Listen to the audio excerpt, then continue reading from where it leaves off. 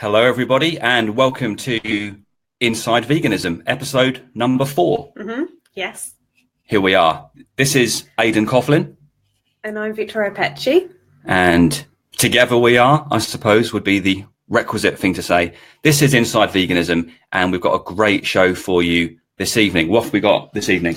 We've got loads of interesting stuff. So we're going to be talking about activism. We're going to be talking about different recipes and stuff. And then we're also going to be discussing a latest footage that came out about some children and slaughtering of chickens alongside the knife. But yeah, we can get to that a bit later. And one thing we'd absolutely love and welcome would be your comments. Please, if you have any comments or questions, or you want to provoke us in some form or fashion, perhaps a gif of some bacon, that's one which we haven't learned to deal with yet. Anything you like, feel free to comment, and we'll do our best to deal with the emotional impulse that is a consequence of that. Who's going to be up first today? Okay, so first we have got Emily and Dennis. Excellent. And Emily has been battling to try and find a way of joining us. And she's going to be joining us on a smartphone. And Dennis is going to be joining us from Germany. I didn't get a chance to ask Dennis actually before we went live whereabouts in Germany. So I look forward to asking him. I'm going to bring Emily on first, and we'll say a quick hello to Emily. Emily, Hello. How are you? I'm good. How are you? Hey. Whereabouts are you, Emily? I'm near Ipswich. Ready for tomorrow. That's nothing to be proud of. No, it's really not. Excellent. Well, thank you for finding your way around the technology to join us. That's all right. It's been a bit of a strange day, but found something in the end. Absolutely. Well, you've gone the extra mile to join us. I'm going to bring in Dennis now as well. In come Dennis. Dennis will pop up on the screen very shortly. How are you, Dennis? Hi there. I'm all right. Thanks. How are you? I'm doing very well. Whereabouts in Germany are you calling from? So that is a town called Bochum, which is like in the very western part of Germany, like 1 hour away from Cologne. Nice. Superb. Well, thank you so much. We have Emily, really, Emily, it would have been more efficient for you to have probably come to the studio. Yeah, I probably would have. Because I'm out in the sunshine. It's great. Emily, be honest, are you in our garden now? Yeah, watching. Okay, that's absolutely fine. We can stomach that. So, Victoria, you managed to get Dennis to join us at pretty much the last minute.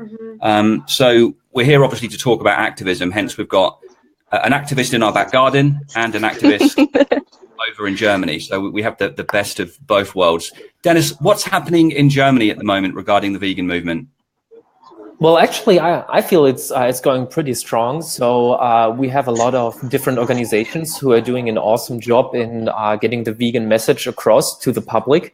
We have like a lot of different angles, like undercover investigations, for instance, with Animal Equality Germany that we have. We also have like a lot of organizations who go out on the street, like Anonymous for the Voiceless, which has like incredible amount of chapters here in Germany. And yeah, I think it's going pretty well. And looking forward what will be there in the future for Germany regarding veganism. Yeah. Dennis, I've seen your Instagram account and some of the pictures that you've been able to acquire in Germany, and they're really striking. Who's responsible for those photos? Well, it depends. It's always different activists who take photos. So it's I think like social media work is so important, because you don't only reach the people that are there on the streets, but by social media you can get the message across to a broader audience. Meaning like that you can inspire other vegan activists, or you can reach non-vegans. And so I think it's a perfect way. And again, there are many different photographers who are taking the photos and are doing, at least their job is so important. It's not only people talking to the bystanders, but also people taking photos and enabling the possibility to use social media. Emily, have you seen the images from Anonymous for the Voiceless over in Germany? I'm not sure like any in particular. I don't know. There was one image which is sort of emblazoned into my brain, and Yeah. it is, I believe it was outside the Brandenburg Gate, and there's a number of activists all holding lambs. Yeah. In a very solemn fashion and very striking. I have seen that one. That was really powerful, actually. Yeah, really striking. Wouldn't it be great to do something in a London landmark like that? It really is quite incredible. It would be really good to do something like that. I remember when I first went vegan, I saw a video quite like that. I think it was in Australia, and they were all. It was set to "In the Arms of the Angels," the song, and they were all holding dead animal, all different various animals, and that was so powerful. Emily, I know for a fact that you're on the way to Amsterdam in the near future, so you're going to be closer to Dennis than you are now. Does he need to be afraid because you're going with a number of vegan activists? Yeah, it's 10 of us going. Be terrified. Absolutely. I mean, what happens when 10 activists go on a holiday together? I think some activism is likely to break out. Yeah, it's unavoidable, really, isn't it? Dennis, have you moved out of Germany and into sort of more Central Europe generally with your activism? No, not yet. I didn't have the possibility to, though I have to say there will be. So, by the way, this thing that we did in front of Brandenburg Gate, that was with Animal Equality Germany. So that wasn't part of Anonymous for the Voiceless. But we do have in Berlin, which is on June 23rd and 24th, we will have like a big demo there with like 500 people attending from all over the world. So this will essentially be international activism in Germany. That's absolutely great. And have you got any plans to come over to the UK? Yes, I will be in the UK for, there is the AV Worldwide Meetup happening on August 26th. And the day before will be the International Animal Rights March happening in London too. So this is where I will be. Amazing. Emily, I heard you say yes at the sound of the Animal Rights March. Are you looking forward to it? Going to be so good. I can't wait. It's going to be so good. Yeah, last year was just so incredible. It's like the highlight of my calendar this year. I'm so excited. It was the first time that we'd gone to a march. So what were your memories of the Animal Rights March last year? I just thought it was so powerful, the way everyone was united together. Everyone had the same message. We all wanted to address the same issues, work together to highlight these industries. I think particularly at the end when people were giving talks and they were discussing different sectors of the industries and how we need to work together, I thought that was very inspiring. Yeah, that was amazing. So powerful. Just everyone together and with those talks was just like, oh, wow, you're part of something. Dennis, what do you think vegan activists could be doing to a greater extent across borders? Well, I think first of all, especially with social media, it's so easy to reach out to other activists and to exchange experience, exchange knowledge, and how the different approaches are to vegan activism. I think it's very important to celebrate diversity within the movement because our targeted audience is also diverse, and I think there is not just one way of doing activism the correct way. And I really appreciate like community building and exchanging knowledge and experience so that everybody can optimize his or her approach to vegan activism. And I think this is what will get the job done most likely and as quickly as possible. In this country, Dennis, it seems that veganism is really making a great deal of progress. I think we should probably measure this with some degree of caution, but it does seem demonstrable that progress is being made. Do you have the same sort of sense over there in Germany? Well, I'm not aware of any actual numbers. I have to say that I don't really care that much about that because I still see that people are suffering in Germany and no reason for me to stop or to, I feel even more motivated. And until we reach a vegan world, this is how long I will fight. I suppose when we get to that vegan world, Emily, we can all start arguing with each other about the best way of dealing with the vegan world. Yeah, definitely. It'll be completely different things to argue about. Do you sometimes get a sense for that already with the infighting amongst activists now? Yeah, you definitely do sometimes. I guess sometimes people focus on issues which obviously are important, but that seem small compared to everything else going on. And you kind of just wish, I suppose, that everyone would put all their resources together and focus on one thing at a time, and just how much quicker it would go if everyone did that. What would be your appeal to people that find themselves being attacked by other activists? What would you recommend they do in response? To be honest, most of the time it's just online. So just taking a step back from the screen and going and doing something else and letting it run its course. And people tend to get bored and leave you alone. Over in Germany, Dennis, what experiences have you come across of infighting within the movement, or are you all managing to get along? Actually, I have, though it is a problem from time to time. But I think there are most likely you can, first of all, prepare what your answers will be like. And second of all, I think it's always important to be in a good state of mind. And so I think to be in a good state of mind is especially necessary for activism, because if you're not in the right spot, you can't be effective for the animals. And so things, for instance, I do to get that state of mind is, so I try to work out every now and then, like healthy body, healthy mind. I try to eat healthy, and then also appreciate, like I'm not looking at all the people who are criticizing me or like the movement. I'm looking at all the people who appreciate that there is diversity, and so there is always two sides of the same coin on how to look at problems, and it's a decision that you make every day, which side you look at, and I try to take the positive side.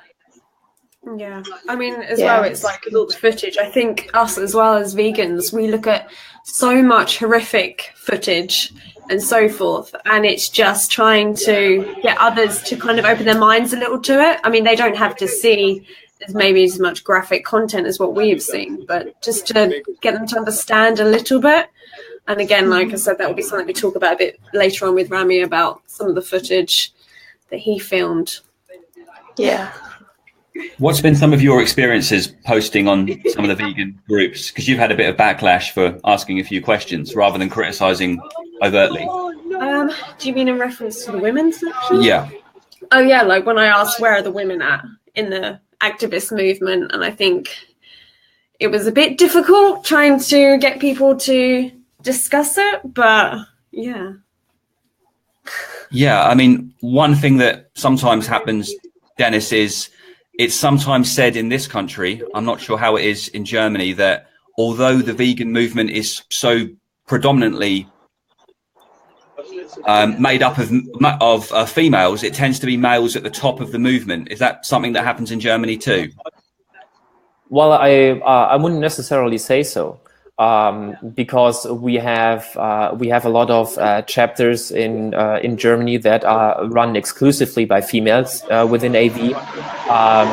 We also have so, for instance, the organizer team who is doing this big 24-hour Tube of Truth in June, which I talked about earlier on. The organizer team is 50% women, 50% men.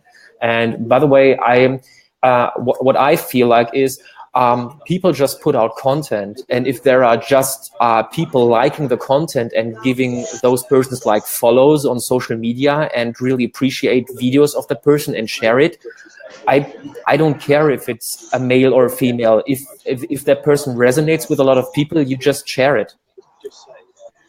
Yeah, I mean, I would certainly take the view that ultimately it doesn't matter. I suppose sometimes the question is raised, why is it that whenever there's a media appearance in this country, it tends to be by a male rather than a female? Yes, I would agree with that. Yeah, I think that albeit that the movement in the UK seems to be very much women, that we see a lot at activist events, the leadership in social media of these movements seems to be predominantly men. And I think that's amazing that in Germany you have that equality where it seems to be a 50-50 split, which gives more, I don't know, more scope for different perspectives. Whereas in the UK, it is very, I believe, is very female. dominated, but it's men speaking. What do you think about that, Emily? I mean, it is, you do see it, like there's women everywhere in the movement and really amazing, like really, really amazing women. But it is true that the ones you see most in like public appearances and things like that do tend to be the male figures. Yes. I mean, who have you got your eye on amongst UK activists, female UK activists, that you think could be up there with Joey Carbstrong, with Earthling Ed, with anyone else of that ilk? Apart from yourself, of course, which goes without saying. Nikki does some great videos, definitely. She's, does some good stuff. Why is it then, do you think, that it tends to be males that get on BBC Breakfast News? I don't know whether it's still that we're more likely to listen to a man kind of thing, even if we don't intend to do so. Or whether, I don't know, it's really weird. I don't know, it's an odd one. It's a really weird one. It needs a lot of thinking to it. Who would you describe, Dennis, as your inspirations in your path of becoming a vegan and becoming an activist? So basically, when I started becoming a vegan, I essentially had a very odd way. So I didn't have any vegan friends or whatever. So I just became vegan like that. I just picked in some kind of videos that I watched every now and then. But essentially, it was the speech of James Espy and Gary Yourofsky that made me want to become an activist. So this is where I said, okay, so there is so many information that I never heard about, and I think this is important, and so I really want to become an activist and tell people about that. And so because I always thought I would have appreciated if there was a person who came to me in my life and told me everything that I now explain to bystanders on the street. And so this came very natural for me once I knew about all of that kind of stuff. Emily, who was that person? Was there one person, or was it one article or one video? I think like the first activist I met was when I was working in France, and I ended up working with her. Amazing. She's an activist out in France, and she does so much stuff. She's incredible. And I suppose that was the first, maybe I should get into some activism. But it wasn't, I think it wasn't maybe a year later before I actually did. And when it comes to the UK, who would you say are the leading lights of the UK scene more generally, regardless of sex? Ed's doing some great stuff. Earthling Ed, he's got a very, very calm way of talking to people. And he does so much activism as well. He's such a hard worker. I think he's like the main one in the UK at the moment, really, of what we see. You know what? He's doing a tremendous job, but he has never gone into someone's back garden in Ipswich to join a Facebook live stream. So he has a lot of work to do. No, lack of dedication there. Victoria, do you want to talk about the film we saw last night with Emily? Yeah. I mean, Emily and I sat next to each other, didn't we? And yes. Yeah, it's just, I think that the film that we watched last night, The Last Pig, that was put on by the Essex Animal Save, it really triggered a lot of emotions and a lot of thoughts and so forth to the process. But like you said to me, Emily, at the time, if that is how pigs are treated in paradise before they are killed, even albeit they're killed at the end, what is happening to these animals where they don't have high welfare, or a pig farmer that comes along and rubs their back and checks that they're okay and rubs their head and makes sure they're well fed? I mean, it was a beautiful film, but it felt very stylized. And I still don't feel it was a very fair representation of the reality of what's happening. Even he said, he's probably killed in 10 years 2,000 pigs, but some slaughterhouses will kill 2,000 in a day. Yeah. And that is just like, whoa. It's horrific, isn't it? About it? Yeah. It's well, when you say like that, like Cranswick, where we bear witness, they kill 6,000 pigs a day, which is it's like 3 times what he did. Sorry, I had to do maths for that. It was terrible. 3 times what he's done in 10 years. It is a horrific thought. Yeah. Really. But the film there was one bit he brought up that I really liked. Was where he's mentioned about the 7 days a week, and he said 6 days a week I'm their caregiver, and I do everything for them. Like I think of them as I love them, I do this and that. But on the 7th day, he sees them as an object. He sees them as something he's selling for market. Yeah. Commodity. Yeah. Yeah. Dennis, what are your favourite choices to show people that want to get a true reflection in a televisual context about veganism and why it's a good idea to be a vegan?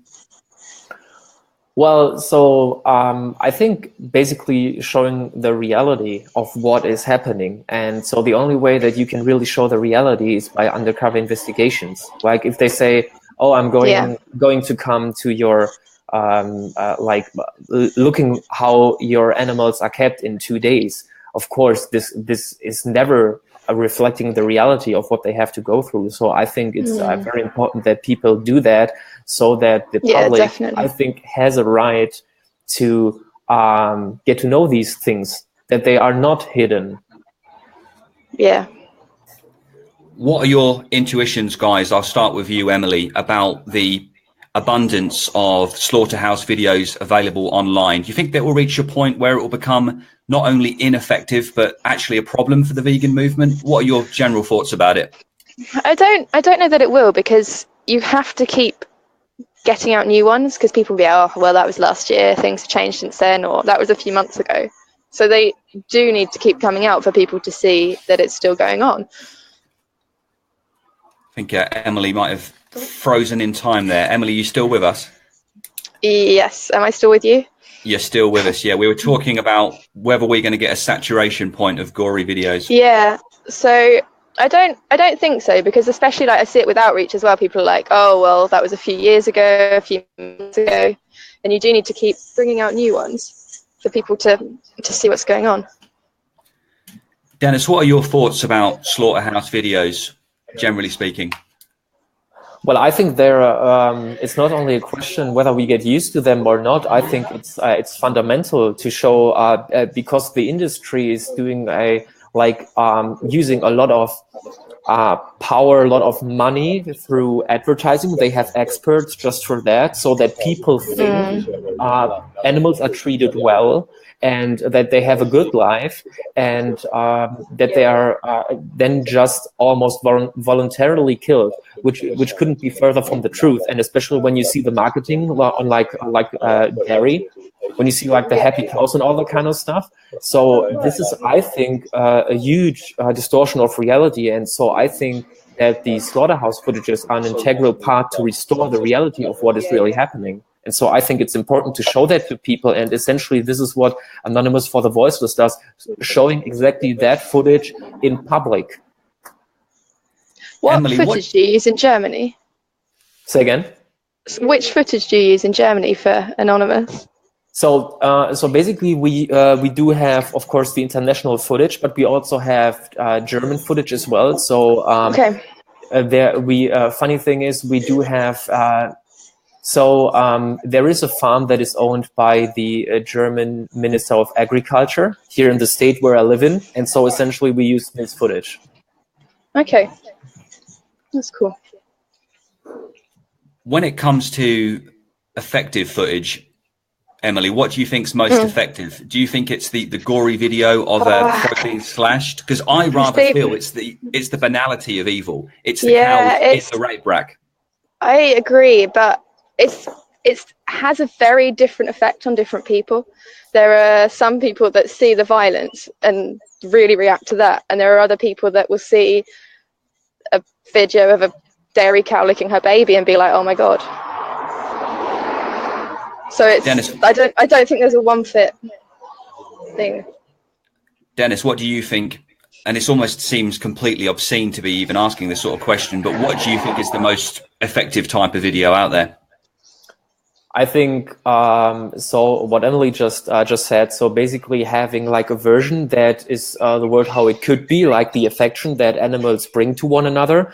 But I think, especially in today's time, it is very important to just show the reality of what it really is, and the reality is horrible. There is a lot of suffering. There is a lot of killing. There is a lot of blood. There is separation between mothers and their children, and these are all several things that people can relate to.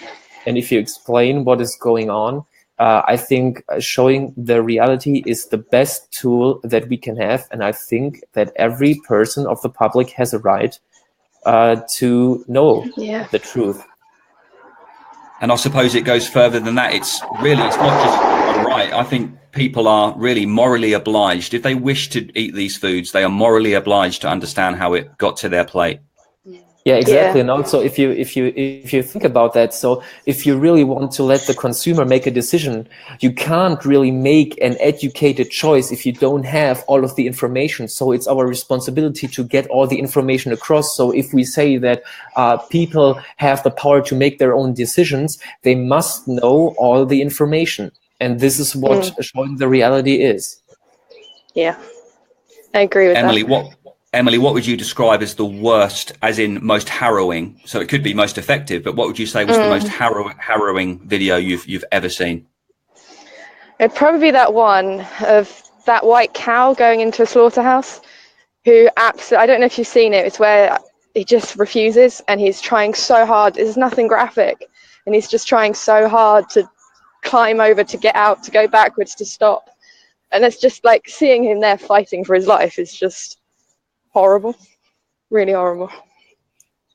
What about you? What's the worst thing that you've come across? I can't think. There's just so many. It's just constant. It's like a conveyor belt of horror stories and visuals. I mean, I think I've said to you, every day I think, oh, it can't get any worse. But it does. It really does. And I think it just makes you'll constantly feel like you're being tested with your own views and your own morals and what you need to address. Yeah. You think you can never be shocked again, and then you get every day. The next day it happens again. Yeah, exactly. Yeah. It's quite as well. It takes quite a stress and a toll on yourself as well, you know, to keep seeing this stuff and to be told that because you want to be compassionate and you don't want to cause any exploitation, that you're the one that's in the wrong, you know. And when you see all that, it's just difficult. I think another show is trying to steal Emily from us. I'm not quite sure. There's a rival Facebook stream there. Dennis, we're going to bring on Rami very shortly, and Rami produced a video which I'm hoping that you've had a chance to see, and it's really rather harrowing for those watching this on Facebook. If you head to the comment section of this video, you will find a link to the YouTube version of that video. Dennis, what was your feeling about that video and the message that it espoused?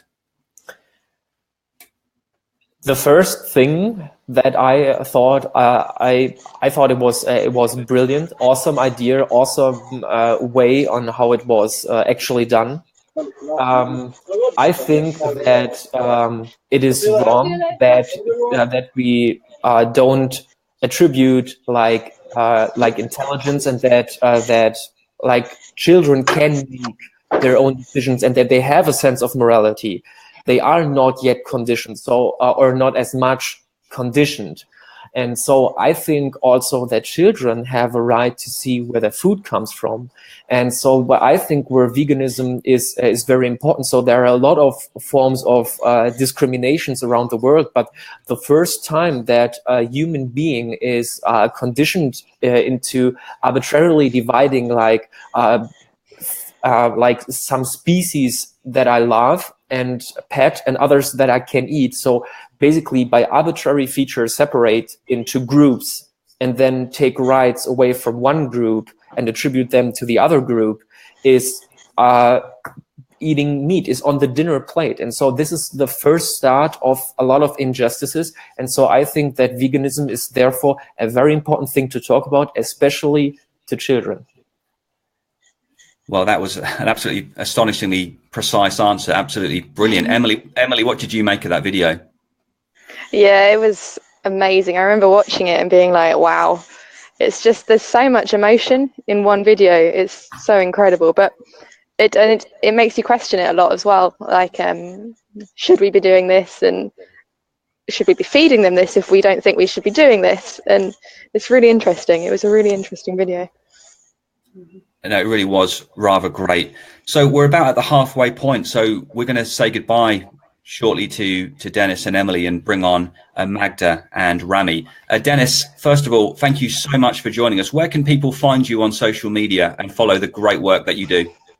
Thanks for having me. So you can across all my social media accounts, that would be YouTube, Instagram, and Facebook. You just type in Dennis, me, activism, me being MI. So you just use that. And what I do is having inspirational and educational content on there. So it's for vegans and non-vegans alike. So if you're having a bad day, you might want to check hopefully some of my posts and you will be feeling a little bit better. That's my intention. Dennis, thank you so much. Feel free to write in the comment section a direct link to your Instagram account because people really need to see that, Dennis. Thank you so much.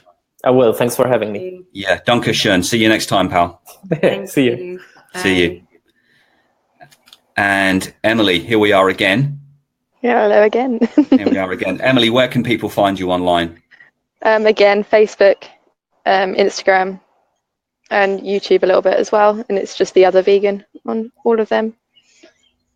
Superb. Make sure you put a link to that in the comment section so people can find you, Emily. And there's a chance that I'll be seeing you at an unknown location, or I should say a location I can't give away tomorrow. Yeah. That's all we'll say about that. Yes.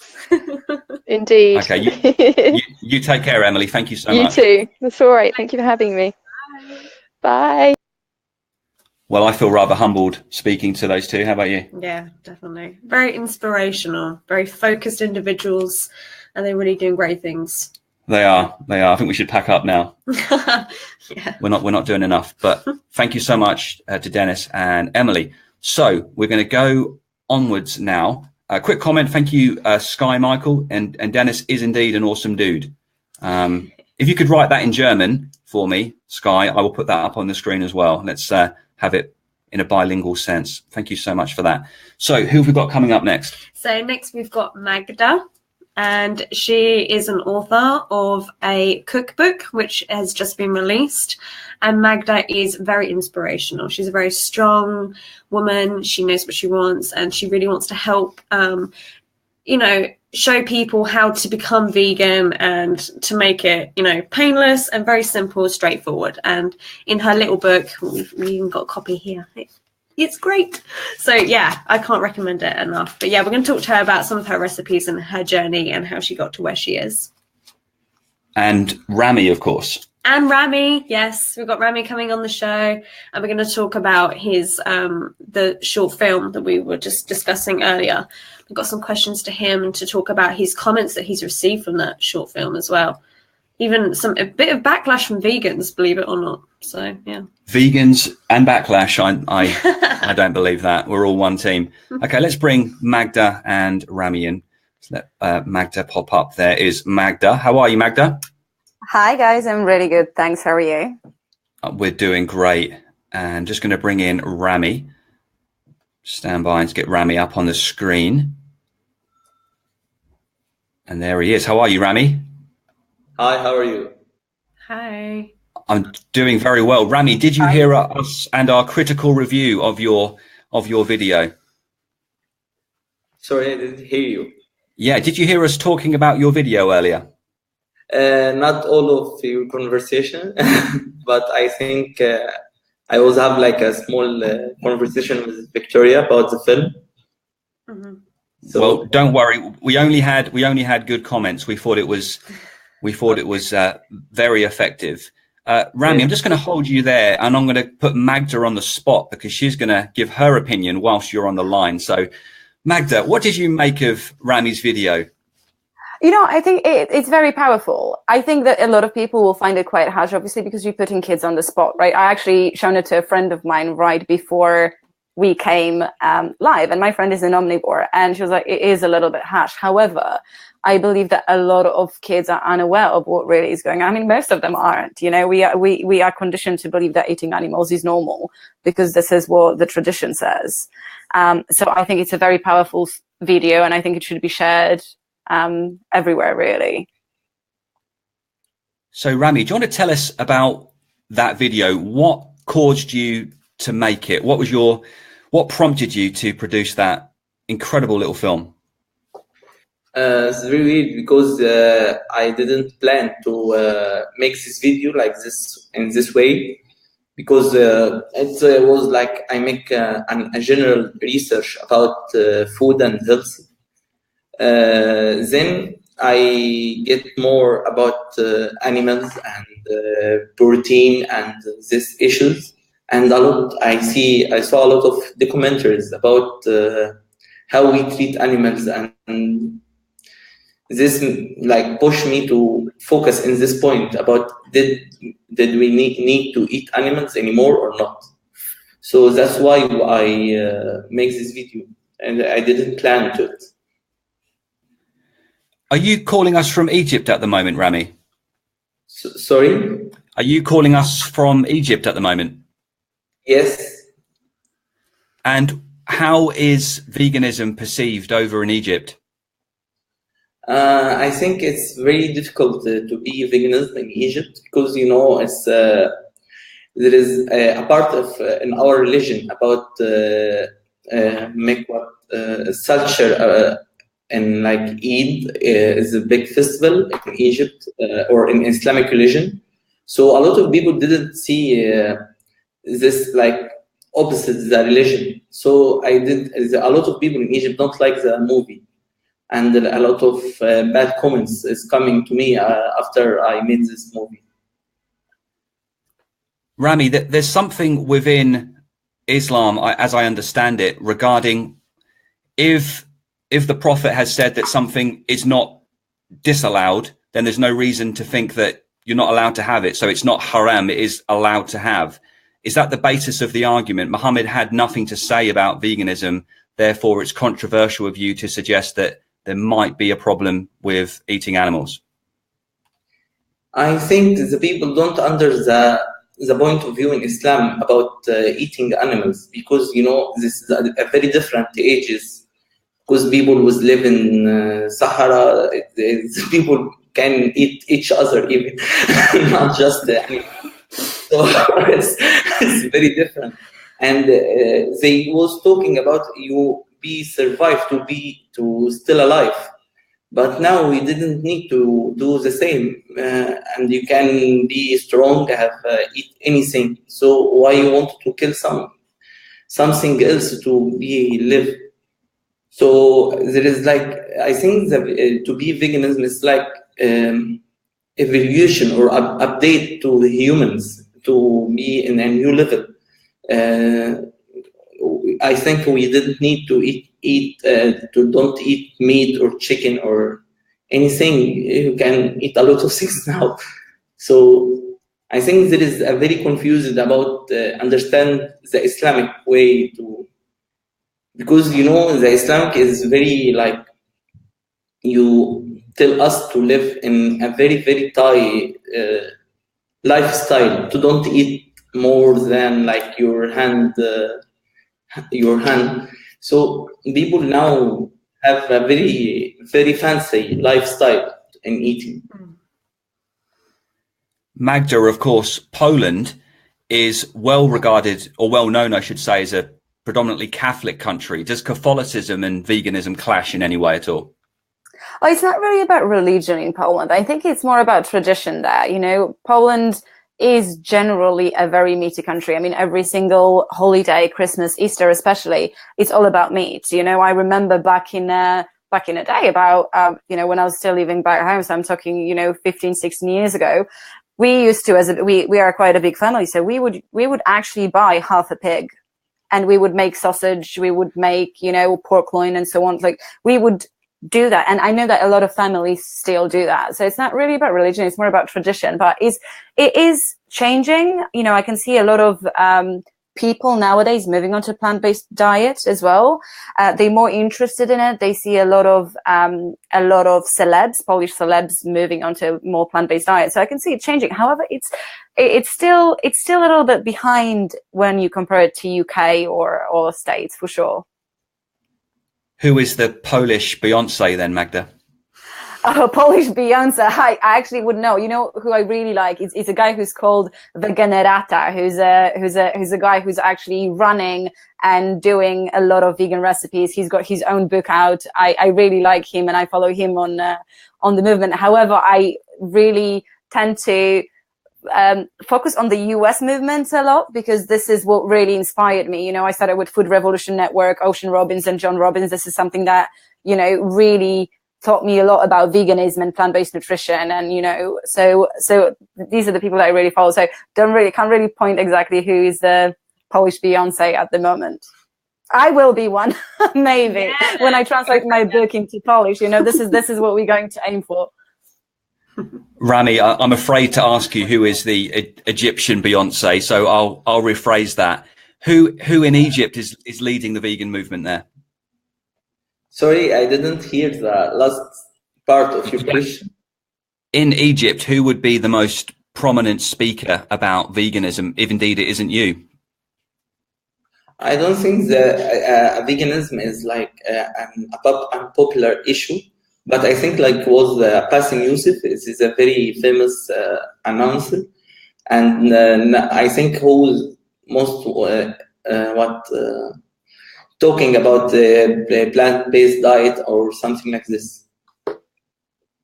So I warn anyone that hasn't eaten yet that you may about to become very hungry, myself included. We want to have a little talk about this cookbook, don't we? Yeah, we do. Awesome. Yeah. So, like, with your book, Magda, how did you get to writing about this book, and how did you pick the certain recipes? Because I think when I met you in London at an event, you were saying that your mum had helped you a lot and inspired you and helped you to veganize a lot of things. So, yeah, just tell us a little bit about that. That's for sure. See, when I started going vegan, it was originally Veganuary, as everybody, you know, I was like, okay, I'm going to do it because it's going to be healthier for me. So I went vegan, and well, I watched Land of Hope and Glory and Earthlings on the first day, and I swore to myself that I will never go back to eating meat. And about 2 weeks in, I realized that all I was eating was the same things. I was literally having a toast with avocado, falafels, and a bed of kale and hummus. I was like, oh my God, I really have not really cooked, because I can't have pasta with tomato sauce all the time. Yeah. So I decided that I will recreate the recipes that I used to do, but without meat. You know, I at the end of the day, I was using the flavors and seasoning that I used to put on my meat and on the meat, basically. So I knew I could do that with vegetables too, because technically meat has no flavor. So I decided to just create something very simple, but also every recipe that I looked at online or in vegan books, it was so long. And some of the ingredients I didn't even understand myself. I was just like, I can't do it. Like, I cannot make an order on Amazon every day to buy an ingredient that I couldn't get in a local supermarket. So I wanted to make something super easy. I wanted to make sure that the list of ingredients is quite short, that all of the things you can find in your own cupboard, or you can find it in a supermarket. I mean, the hardest ingredient to find over here would be the black sauce that I use for my tofu scramble, which gives you that eggy taste. But other than that, everything is accessible in Sainsbury's, Waitrose, Tesco's, wherever you actually go. So this is all about creating something easy, accessible, and something that even a bigger family can make. So I also wanted to make sure that those recipes are very tasty and full of flavor. So this is what I've been getting a lot of very good feedback about it. A lot of people said that it's super tasty and super easy to make. People who have never even cooked in their life, they actually emailed me and said, thank you so much for introducing this, because I actually learned how to cook, so I'm super, super pleased that the book is out and is getting such a good feedback, that it's still very accessible. I also added very simple traffic light system as well for people to follow. So green for healthy, orange for semi-healthy, and red for borderline junk. So for example, things like macaroni cheese, we know it will be a little bit more, you know, on a unhealthy side. So I wanted to make sure that people can just look into it and say, hey, I fancy something healthy, or I fancy a little bit of junk today. Let's do it. So there's 40 recipes, over 40 recipes. Some of them are inspired by where I come from, obviously, Polish recipes. These are the ones that my mom helped me with. And these recipes are actually something that we'd normally have with meat.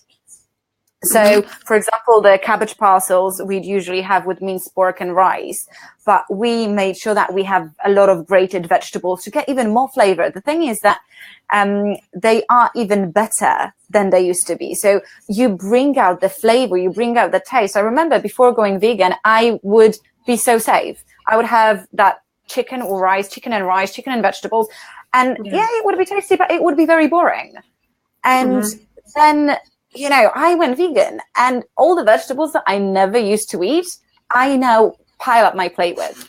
Literally, I never used to touch leek, and now I would literally just eat it raw if I could, you know. And because there's so many different flavors that I never used to experience, only because I was so used to eat. I was so conditioned to eating it, and it was just basically every single meal. It was like I used to have 3 eggs a day, because I thought it was good and it was the protein that I needed, you know, for the gym. So I was just like, I didn't educate myself well enough. And then when I started learning about plant-based nutrition, when, you know, I needed a push to make sure that my body can recover quicker at the gym, that, you know, that my body has the best things that nature has to offer. And it just came about. And I wanted to make sure that a person who is thinking about going vegan does not feel pressured about, like, you know, you have to go vegan. So I talk about, you know, a little bit about childhood conditioning, on how we you know, begun the whole meat journey, you know, because as a kid, you're sort of taught that eating meat is the right thing to do, that eating meat is normal, right? But the thing is that it's a lie that is consistently told to us. And we basically, if a lie is said to you so many times, you believe it. And if one generation believes it, and this is then taught to another generation, it becomes a tradition, you know, just like it is everywhere else. And then the fact is that if something is a tradition, doesn't mean that it's actually morally acceptable. So, you know, I think there's a lot of things, like, for me, it's not about, of course, I want the whole world to go vegan. However, I know it's not going to happen overnight. And the thing is that if we have 100 people eliminating their eggs for breakfast every Monday, that's changing the demand. That's already reducing the demand. If then they change their lunch, their dinners, and they do it 3 times a week, 4 times a week, until they learn how to properly, you know, switch onto different things, this changing the demand is changing the whole aspect of things, I guess. And I hope that my book will allow them to try things that are actually tasty. That, you know, a lot of people think that veganism is boring and tasteless. It's not. It's actually the best thing you'd ever do to yourself, and you'd see the amount of flavors you can get from it. Yeah. Rami, your video was more. No, you're absolutely fine. And I do have a bit of a mea culpa to go through about my vegetarianism as well, my misguided youth, but I'll come back to that momentarily. Rami, your video obviously was more about where food comes from rather than recipes itself. How do you feel then about the connection that people have to food and what ends up on their plate? What are your feelings about that? I think it's like what Magda says is traditional. You didn't think it before. Where is your food is coming? So I think we need to evaluate everything we do it in our life. So that's why I think we need to thinking about our nature. This is to killing animals or eating animals. This is our nature, or just we growing up and found this is like a traditional, or our families eating animals, so we eat it. So I think we need to thinking in everything we do, and we feeling this is very normal, but it's not normal. I think that's what I want to focus in my film. It's about is this our nature or not? Did we really need to eat this or not? it's very simple questions, but we didn't ask it before to ourselves. So I think that's what I wanted to do in my film, to like make people like re-ask about everything, even if it's simple in our days, like eating burger sandwich or something like this. You need to thinking about it. So I think I'm very interested in Magda's book, and I want to buy it to my wife. So, You definitely should. To those of you watching, if there's a particular item that you need to be veganized, there's something that you always ate, that when you're a carnivore and you want Magda's opinion on how that can be veganized, just send us a comment and I'll ask Magda. Yes. Magda, my mea culpa regarding vegetarianism was very similar to yours. I still am a fitness fanatic and enthusiast, and I think it was my obsession with whey protein, the false narrative regarding protein consumption, that really caused a massive delay when what should have been a very quick shift to veganism was a long, protracted requirement for me to drink 50 whey protein shakes every day. So you're not alone there. Yeah, to be honest, I'm a qualified personal trainer, and during the training that I was doing, I was never told what a plant protein can actually do. I was never thought about sources of plant protein. It was all about meat and whey protein. That was it. So that understanding for me at the beginning was like, oh really, how can I go vegan and get the amount of protein that I need? But then when I started learning about it, you only need 0.36 grams of protein per is a kilogram or pound of body weight. But for an average man, it's about 56 grams, and for an average female, about 46 grams. So it's not really hard to get that from a vegan diet, because there's so many amazing sources of protein. Your lentils, your beans, your peanut butters. There's just tons. I'm a sucker for tofu. Like, I love tofu, especially Clear Spring Organic. This is just one of my favorite things that I could have on avocado all the time. But, there's just such a huge misconception of it. And protein is overrated. The animal protein is overrated. I have a friend who's been a personal trainer for over 20 years now, and he switched to a plant protein powders about 2 months ago, and he actually admitted himself that he used to swear at vegan protein. He said he would never actually start supplementing with it, but he switched to vegan protein powders instead of his whey. He actually sees more gains. He sees that his muscle have more definition. He's less bloated. His metabolism has improved as well. So this is from a person who's been working out. He's a bodybuilder for over 20 years now. And I would definitely encourage anyone who's currently, working out, gymming, bodybuilding or not, to even try to reduce intake of whey protein and switch to a plant-based protein. There are so many different brands at the moment who provide the full works, including BCAAs, glutamine and everything. So definitely I would encourage anyone to try it. Seb makes a good point here, Magda. He notes that we're probably talking along the lines of converting people to veganism with your book, but of course a seasoned vegan might learn a fantastic recipe or two from your book. One question about Polish food, because the book's here. Yeah.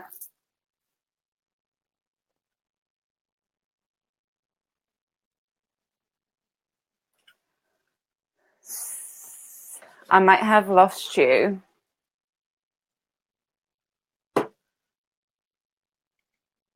I think there is a problem in connection. Yeah, I can't hear anything. I can hear you, Rami. Yes, me too. I just so I don't know whether we should lead the way. I have no idea what Adrian was saying. Okay. Oh, we lost them. So maybe, I don't know if we're still live. I might check. Okay.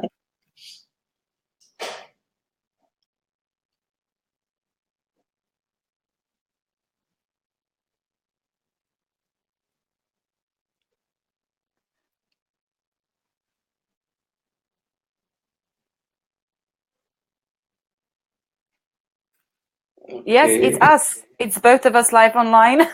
So, should we lead the way? So Adrian was talking about Polish food from the book. So I don't want to, so there's 3 different recipes that we have here. My favorite ones, actually, no, more than 3 recipes. Are you back? Yeah. We lost you for a second. We tried to lead the way for a little bit, but we weren't quite sure what we were supposed to talk about. So please, if you could repeat the question about the Polish food that you mentioned, that would be great. Oh no, did we? Yeah, I don't know quite at what point I was kicked off our own show, but I think that the question I was attempting to ask was, when I was in Krakow a few years ago as a misguided vegetarian, I had a bit of a thing for the pierogi with the, I think it's like a cream cheese or some type of cheese. What's the vegan version of that? Okay, you know what? You actually have them right there in the book. I don't know if you saw it. I made them the other week. They Polish dumplings. And I made them, you know, they right here. So you can see them right here. Yeah. So I've made them here. So the ones that I gave you a recipe here actually is the one that you're talking about. They called Russian dumplings in Polish.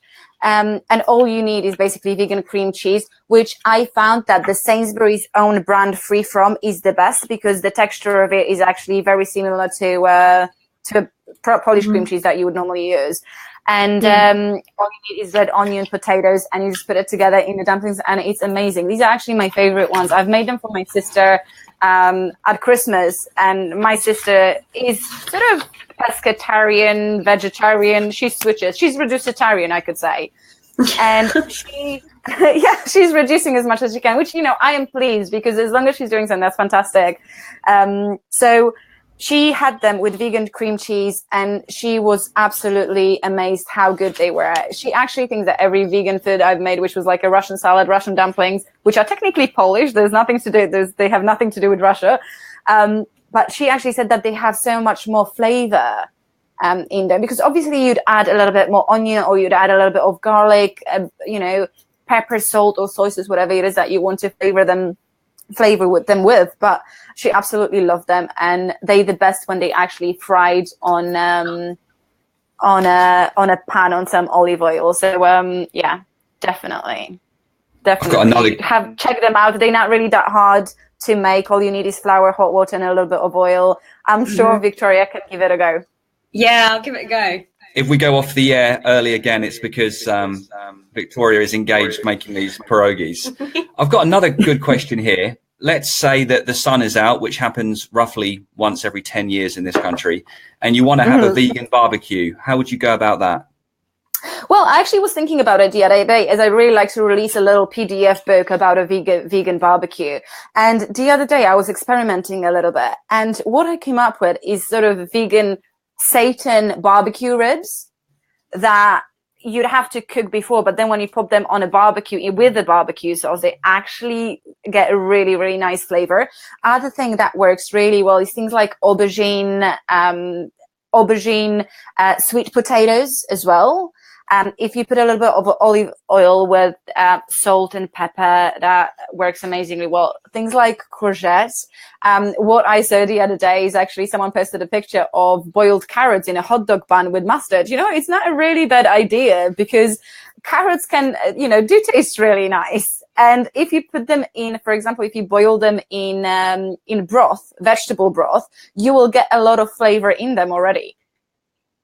So, things like vegan tacos, jackfruit, for example, is things that people can pick from. So it doesn't necessarily have to be made on a barbecue, but you can always, pick from the table. Another thing that works really well is burgers, which the other day I decided to put some wheat gluten in them, because, it's very hard to get the burgers to stick together. Vegan burgers, especially if they're made out of beans, they tend to fall apart and fall through the barbecue in itself. However, the other day I've tested a recipe with a little bit of chickpea flour and wheat gluten, and it holds them really nicely together. So you can actually go onto my Instagram. The recipe is right there. So they were made out of tofu, mushrooms, and beans mixed together. So very high in protein. They had a lot of flavor, but because of the seitan content, they really stuck together, and it would be very easy to put them on the barbecue and just, pop them onto a bun with some lettuce and tomato, and you'll be sorted. Rami, how do you think the children in your video would have reacted if they had been presented with a seitan burger? Would they have turned their nose up at it, or would they have tried it, do you think? You asked about the real children in the video? Yeah. How would they be with sort of imitation meat, with a seitan burger or a tofu burger? I think I have a sad news that the children in the video is my brother, is my youngest brother, but he come and eat chicken and meat again. So I think that's about the human nature. It's very easy to forget our experience, even if it's a very strong or deep. So it's very easy to like forget. Maybe when he get more older, maybe he rethink again about his food. It's just a child. I think all of us is like him. It's very easy to change your mind about something, and I think also the human is not very strong to make this decision. I think it's very, very hard to be vegan, and very strong decision. This like you live like 20 or 30 years to usually eat meats, chicken, have your favorite dishes, and all of it you decide to didn't eat this again. So this is about Rami, I've got a question. I've got a question for you, Rami. So are you going to do any more future projects that are very similar to one that you've just created? Would you address animal welfare any further? Because I'm aware that some of the short films that you create, well, pretty much all of them are always based on communities and relationships between individuals and different social structures. And I wondered if you would do another video based on another animal-based situation. I hope so, because this movie was like a very small part about a big research I made it. So I think if I have a good chance, maybe I produce like a long feature movie about this issue. We really don't need to eat animals, and we need to like rethink about our relation about this animals, and about our like traditional food. I think it's about marketing, how people in food industry make a good marketing about this. You need to eat this. You will be very weak. You will be very not trendy, if you did or eat happy chickens. Yes. Yeah. Even our food package is about like when you have like buy nuggets and you see this is smiley chicken, you need to know that this is about very bad marketing. So even if we getting back, in our religion, there is a story about Adam and Eve and how he eats the apple and he get out from the heaven. So they're talking about, this is about the marketing, because Adam, when he have in the heaven, he have everything, but the marketing make him like he needs to eat this apple, so he. I think it's about marketing, about how people manage in food industry, how people manage the marketing. Yeah. So we need to like focus about a new recipe, like Magda's book, and we need to learn about how to change our lifestyle to be. I will not say healthy, because I'm not healthy man. I'm also smoker, so I don't care about my health. I'm just care about to be logical. There is no logic to kill something to live. There is no logic in this. So I hope so if I have a chance to make like another project about this issue. I hope you do, because that footage, that film, I've just found so compelling to watch. I think when I first messaged you, I kept saying I couldn't stop watching it. It was just so thought-provoking, and I was sharing it with everybody and trying to get people to talk about it. And there was quite a bit of backlash, quite a few mothers, well, not so much backlash, but they were saying that it was too extreme and you shouldn't subject children to this, or you should tailor it to the child and so forth. But you know, I think keep doing what you're doing and I just think it's great. You know, it was very funny because a lot of people say that's very cruel to the children, and Yes. they didn't thinking about the chicken, you know. Exactly. Yeah. and it's very weird because, you know, every children, especially in our world or this, we went to like see the animals, and we see that slaughter by ourselves, and like is the festival, and all people knowing how's this food is coming from. But I don't know why people don't try to see the truth like very clear. So I don't know why. Yeah, I mean, there was 2 comments I wanted to read out that I'd seen on your YouTube, and both of these individuals had declared that they were vegan.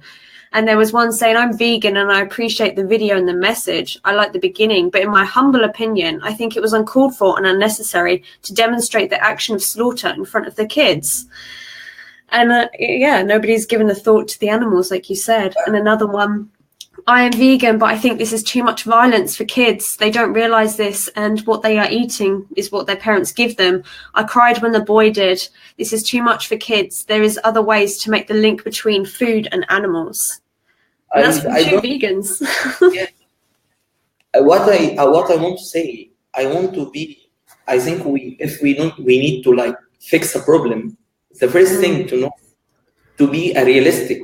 Because, you know, the children now have like YouTube, seeing wars every day in the news and in the TV, and seeing people killed. And now we are very, very sensitive about the human's feelings, about, okay, let's say not to see this chicken. So where is the realistic? And I don't want to be a very dreamer and make like a utopia and we live on it. The violence is everywhere in everything. If you open their Facebook, you will see a lot of violence posts. If you open your TV, you watch your TV. So now we feeling very sad to the children because just we tell them the truth. They must. So okay, I want to. If I have a child, I don't want him to cheat him about the life, and I don't tell him the world is very, very pretty place, and they will come. I'm sorry, but I will give him the truth because I want him to be a realistic, not be feeling. You know, as I have this shock about my nature when I know when I think how many chicken I killed to eat, or how many cows or many animals I were. So I want to be a realistic. So I hope these people thinking about what is the benefit behind the video, not just feeling the way that we made it, you know? Yeah, definitely. Well, Rami, I certainly think that whatever inconvenience or discomfort that may have been caused by that video, it's absolutely a net positive. There is so much going on out there to condition people to think that this type of thing is normal, and your contribution works against that narrative. So I thank you, and I think you're very brave and very inspirational for doing it. Thank you so much. Thank you. Right, we've got in the comment section so people can check it out. I can't Sorry, hear you. Aidan, you were breaking up. Thanks, Magda. Rami, are there any particular social media channels that you'd want to send people to? Rami, do you want to start? I didn't hear you. Sorry, there is a very bad connection that I can't have a clear voice. You know? Hey, Rami, can you hear me now? Yes. Yeah, Rami, is there any particular social media channels you'd want to send people to look at your work and see what you're getting up to? Yes, of course. This will be a very big honor to me. If they want to watch my movies, I will be very happy. And if they like my movies, they can share it and leave a comments or questions. answered.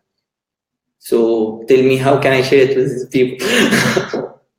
Yeah, absolutely. Well, the link to the video is in the comment section on this post on the Inside Veganism Facebook page.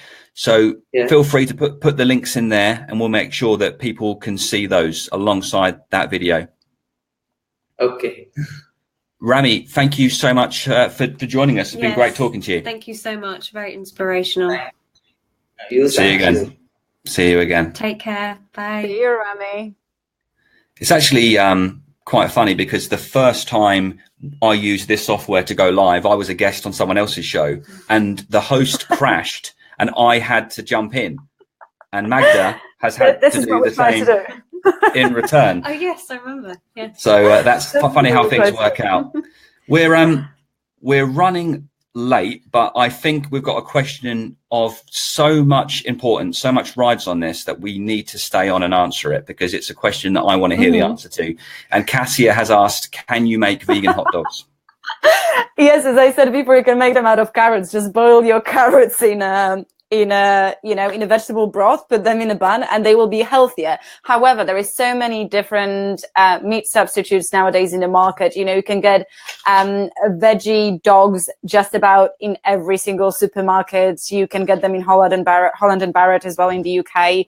Kasia said that she was from the US. US has even more meat alternatives. They have things like Beyond Meat, which is something I regret that is not even in the UK yet, but Beyond Meat is probably one of the best burgers I've ever tasted. So if you ever get a chance to travel to the US, try that burger because it's absolutely fantastic. However, as I said, there are so many different meat substitutions out there. The supermarkets are filled with them. The health sections, vegan sections just continue to build up. Every supermarket is just seeing that vegan movement is what it's all about. There's such a huge increase in sales and in different products. So I'll definitely say just, check out your local supermarkets if you don't want to make them. But if you do want to make them, you can really make them out of beans, tofu, mushrooms with some seitan. You can just shape them up. But if you want that texture of the actual hot dog sausage, then definitely just go to Holland and Barrett or a supermarket and just get a veggie dog. That would probably be the best one. Yeah. Yeah, I mean, I've tried out a recipe before, as you were saying earlier on about the carrots, and to cut them up in the shape of a hot dog, and then you leave them in this. Have you ever used this before? The liquid smoke. Liquid smoke, yeah. Yes, this is amazing stuff. And yeah, you just leave it in a bag of carrots in this stuff, some other stuff as well, overnight. Then the next day you fry them. I use the liquid smoke a lot in my tempeh because I sometimes, if you fancy sort of something similar to bacon, I would either do it with tofu or tempeh. I would slice it thinly, and I would use a little bit of liquid smoke in my seasoning made out of soy sauce, paprika, and chili. Would soak it up for a few minutes and just fry on coconut oil, and it gives you that really nice flavor. So yeah, definitely a good thing to have. Yes. Magda, we absolutely love this. The book is called Easy Way to Go Vegan, Pain-Free Transition to Veganism. But as noted, if you're already a vegan, it still has many recipes here that you might not know about, might be keen to look at. Where do you suggest that people obtain this very important item?